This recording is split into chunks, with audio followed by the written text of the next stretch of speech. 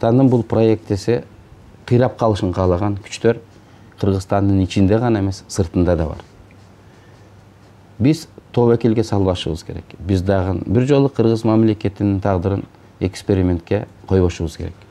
Ошондуктан бул идеяны тутунган, бул идея үчүн күйгөн, бул идеяны аягына чейин чыгара турган күчкө сиздер добуш берип тандашыңыздар керек. Эгерде бул идеяга каршы адамдар көп боло турган болсо, анда албетте парламенттик система Кыргызстанда иштешине алар тоскоолдук кылат. Кыргыз элинин парламентаризмди тандап алганын бүткүл дүйнө тааныды. Мына мен жакында Казакстан Республикасынын президенти Назарбаев менен жолуктум. Назарбаев да Кыргызстанда парламентаризмдин алдында чоң сыноолор, кыйынчылыктар тургандыгын айтты. Бирок мен кыргыз элинин тандоосун сыйлайм жана тааныйм. Жаңы саясий системанын калыптанышына, бутуна турушуна мен кызыктармын жана колдоймун. Анткени күчтүү бийлик болсо, мыйзамдуу бийлик болсо, Кыргызстанда тынччылык, жакшылык болот. Буга биз казак эли кызыктарбыз деп айтты. Чын эле бир гана өлкөнүн президенти, Россиянын президенти Медведев байма-бай кайра-кайра Кыргызстанда референдум өткөнүнө ыза болуп, кыргыз элинин жаңы жолду тандап алгандыгын мойнуна албастан, бул Кыргызстанды афганизацияга алып келет. Элдин бөлүнүшүнө, өлкөнүн кыйрашына алып келет деп байма-бай айтып жатат. Бул анын жеке жана жаңылыштуу мен ою деп билем. Тилекке каршы Кыргызстандын саясатчылары патриот болгондун ордуна, кыргыз элинин тандоосун сыйлагандын ордуна байма-бай Москвага каттап, урматтуу Медведев туура айтат, Кыргызстанга парламентаризм жарашпайт, биз бийликке келсек аны өзгөртөбүз деп убада берип келип жатышат. Мен муну патриоттук эмес, сыртка жүгүнүүчүлүк, кошоматчылык саясат деп билем. Мен муну өз алдынчалык эмес, көз карандылыктын, жүгүнүүчүлүктүн саясаты деп билем. Биз мындай саясатты токтотушубуз керек. Ушул эле суроого жакындашкан маселе, мына Газпромго тийиштүү болгон Россияда Кремлдин көрсөтмөсүнө чыкмаган бир НТВ телеканалы бар. Мына ушул телеканал жакында эле сизди каралоо менен сиз лидерлик кылган Атамекендин атына бир көө жапкан аракетин көрбөдү. Муну серепчилер Россиянын Кыргызстандын ички ишине кийлигишүү катары баалап атат. Сиз кандай кабылдадыңыз муну? Саясий реформанын, конституциялык реформанын демилгечиси Атамекен социалисттик партиясы. Бул реформанын аягына чыгаруучу күчтүн өзөгүн Атамекен социалисттик партиясы түзөт. Парламентаризмге, биздин жаңы жолубузга каршы күчтөр Атамекен социалисттик партиясына соккурууга кылган аракетин түшүнсө болот. Анткени алар биздин ийгилигибизди каалабайт. Эгер биздин ишибиз ийгиликтүү болсо, коңшу өлкөлөрдө биздин артыбыздан ээрчип, аларда дагы жаңы саясий багыт ачылып, демократиялык процесстер күчөйт. Ошондуктан алар биринчи кезекте авторитаризмди, диктатураны кулдап сактап калыш үчүн биринчи кезекте Атамекен социалисттик партиясына сокку уруп жатышат. Урматтуу мекендештер, биз патриот болушубуз керек. Сырткы күчтөрдүн өз кызыкчылыктары үчүн Кыргызстандагы саясий процесстерди аныктоо, шайлоолордун жыйынтыгын аныктоо, Кыргызстандын табигый байлыктарынын бөлүнүшүнө жана алардын арзан баада чет элдик компанияларга сатылып келишин аныктоого биз каршы турушубуз керек. Биз жүгүнүүчүлүк, кошоматчылык, көз карандычылык саясаттан арылышыбыз керек. Сиздин жообуңузга отурулай суроо бергим келип турат. Ушул айрым атаандаштарыңыз коом арасына Текебаев баш мыйзамды өзүнө ылайыктап жазып алган деген айыпты тагып келетишат да. Сиздин комментарий? 20 жылдык тарыхы бар Атамекен социалисттик партиясы бардык шайлоолордо элдин колдоосуна ээ болгон. Мен жана айткандай 2000 жана 2007 жылкы шайлоолордо мурунку президенттерди утуп алганбыз. Биз сунуштаган саясий система таза шайлоолорду камсыз кылган система. Биз сунуштаган система саясий атаандаштыкка негизделген система. Бул шайлоодо ким утуп алса, жогорку кеңеш аркылуу мамлекеттин саясатын аныктай турган система. Ошондуктан шайлоо таза өтсө, 20 жылдан бери эл колдоосуна ээ болгон Атамекен партиясы бул да жолу утуп алышы мүмкүн. Мына ушундан улам бул таза шайлоо системасы, атаандаштык системасы Атамекен партиясы үчүн пайдалуу деп айткандар бар. Эгер бул көз карашта калганда туура бизге бул пайдалуу. Анткени биз таза шайлоодон, таза атаандаштыктан эч убакта корккон эмеспиз. Тескерисинче биз алдамчылыктын, элдин эркин урдоонун, шайлоонун жыйынтыгын бурмалоонун курмандыгы болуп келгенбиз. Бул планды алганда кандайдыр бир даражада бул айтуунун негизи бар. 29 сентябрда мына Атамекен алгачкылардан болуп өлкөнүн мугалимдери менен илимий педагогикалык кеңешмесин өткөргөн. Мындай зарылчылык эмнеден улам пайда болду? Атамекен социалисттик партиясынын 120 адамдан турган депутаттарынын тизмесинин 26-сы мугалим. Мен өзүм да айылдык мугалиммин. Азырга чейин өзүмдү мугалиммин деп эсептейм. Биз билим берүү тармагына көңүл бурабыз. 29 сентябрда Атамекен социалисттик партиясынын билим берүү тармагын реформалоо боюнча программабызды бет ачарын жасадык. Өзүңүз айткандай, ушул чоң саясатка айылдык карапайым мугалим катары кадам таштагансыз. Ал эми өзүңүз жетектеп жаткан Атамекен партиясы ушул билим берүү жаатында кандай программаны көздөп атат? Дүйнө буркан шаркан болуп, баш айланткан тездик менен өзгөрүп жатат. Саясий жана экономикалык процесстер тынымсыз агылып турат. Биздин билим берүү тармагынын негизги милдети мына ушундай кырдаалда Кыргызстандын ар бир жаш өспүрүмү өзүнө керектүү билимди өзү издеп тапканга, аны кырдаалга жараша өз кызыкчылыгы үчүн, өлкөнүн кызыкчылыгы үчүн пайдалана билүүгө үйрөтүшүбүз керек. Биздин жаш муун тигилже бул билимдин жыйынтыгына гана ээ болбостон, өз алдынча ой жигиртип, изденүүгө, жөндөмдүү конкуренцияга, дүйнөлүк атаандаштыкка чыдаган адам болуп чыгыш керек. Бул планда биз билим берүү тармагын түп тамырынан бери өзгөртүп чыгуу зарыл деп эсептейбиз. Мен 18 жаштамын. Биз Атамекен партиясы экөөбүз бир курактабыз. Мен Атамекенге шайлайм. Анткени мен ар дайым чындыкты сүйлөгөн, убадасын так аткарган гана партияга добушумду берем. Мен албетте Атамекен үчүн. Я выбираю будущее своего сына и связываю его с Кыргызстаном. Атамекен – это наша партия. Алар эч качан урлашкан эмес жана орчундуу орун үчүн жанталашкан эмес. Алга Атамекен. Алар адилеттүүлүк үчүн күрөшкөн. Алар эч өзгөрбөстөн бекем туруштук кылган. Атамекен болбосо ким анда? Алар баштады, демек алар аягына чыгат. Артка жол жок. Мен Атамекен үчүн. мен өз добушумду Атамекен үчүн берем, себеби ал эл үчүн бекем турат. Шайлоо өнөктүгүнүн жүрүшүнөн бери сиз Атамекен партиясы криминалдык системага каршы күрөш жарыялады деп тынымсыз айтып келатасыз да. Негизи алганда бул криминалдык чөйрө канча жылдан бери чырмалышып калган, бир мындай чечилбей турган өзүнчө бир түзүм катары бекип калган сыяктуу болуп турат. Анан өзүңүз айткандай жарым жылдык убакыт ушул системаны жок кылып тазалап ийгенге жетеби? Үй бүлөлүк криминалдык система деп айттык. Криминалдын лидерлери менен өкмөт мүчөлөрү, президенттин үй бүлөнүн мүчөлөрү эр шаркак болуп калган. Алардын бизнеси бир болгон. Алар криминалдык жолдор менен өзүнүн маселелерин чечип келген.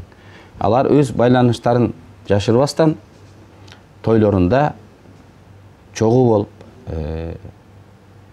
туугандашкандыгын да жашырбай калышкан. Атамекен социалисттик партиясынын экономикалык программасынын негизин коомду криминалитеттен арылтуу, декриминализациялоо турат. Бир алып караганда мунун экономикага тиешеси жоктой болуп көрүнөт. Бирок бүгүнкү экономиканын өнүгүшүнө түздөн түз кедерги болгон бул коомду криминалдашуусу. Кантип? Биринчи кезекте бул чиновниктердин кылмышка аралашуусу, бул коррупция.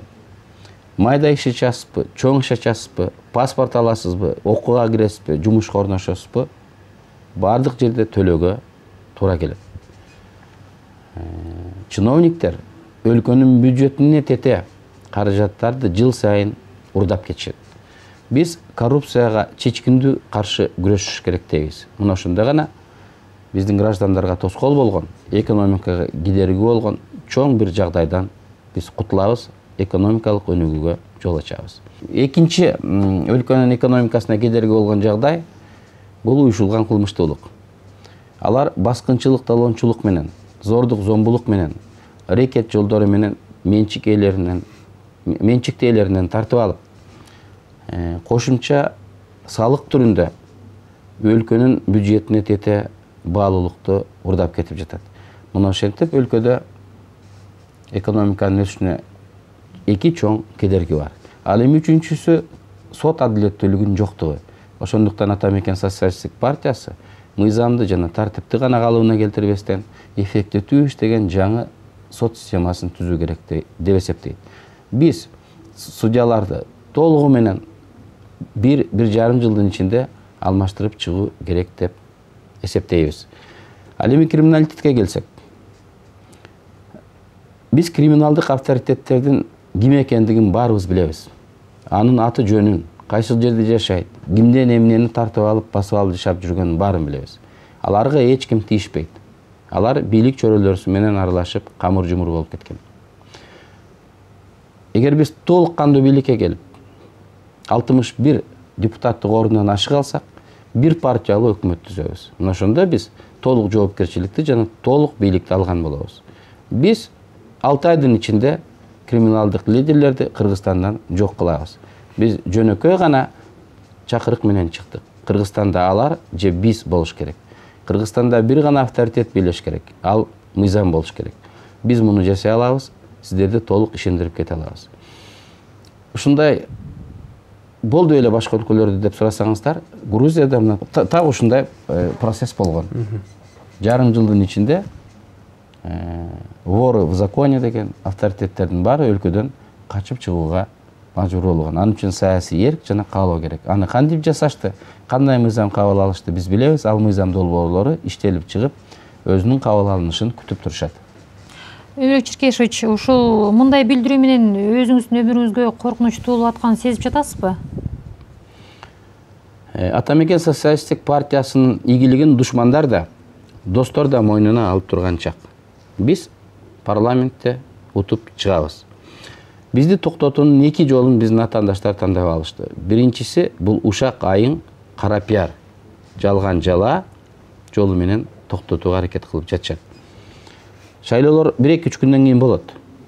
Азыр жалган айтсак, актанып бүткөнчө, эл чын төгүнүнө жеткенче шайлоо өтүп кетет деген принцип менен ар кандай ушак сөздөрдү таратып жатышат. Экинчиси бул ок менен криминалдык зордук, зомбулук менен бизди токтотууга аракет кылышат. Ушакты биз элге койдук, анткени элдин эси бар, акылы бар. Алар өзүнчө жыйынтык чыгара алат, биз буга ишенебиз. Ал эми окту биз Кудайга койдук. Кудай эмне айтса, ошол болот. Бизди өлүм коркута албайт. Бирок Кудай деле эми сактансаң сактайм дейт турбайбы? Ооба, бирок бизди эч кандай коркунуч токтото албайт. 20 жыл бизди токтоткон жок. Далар партиялаштар камалды, бир тобу өлдү, бир тобу оор жабырланды. 20 жыл коркпогон, бүгүн биз кылмыш дүйнөсүнүн коркутканынан коркпойбуз.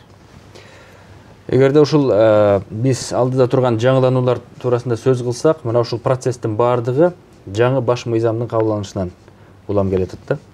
Ошол баш мыйзамды кабыл алуу учурунда, талкуулоо учурунда дин маселеси өтө курч көйгөйлөрдүн катарында турбадыбы? Ар кандай пикирлер айтылды.